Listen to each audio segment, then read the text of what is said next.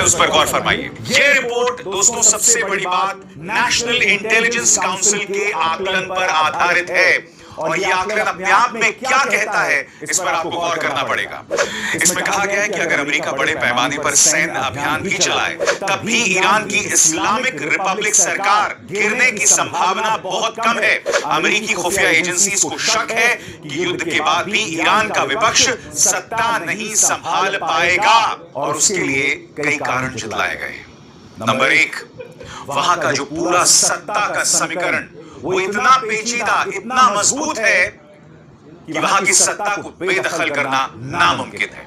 और यहां पर वॉशिंगटन पोस्ट क्या कहता है, गौर फरमाएं। ईरान की सत्ता संरचना बहुत मजबूत और बहुत पेचीदा है।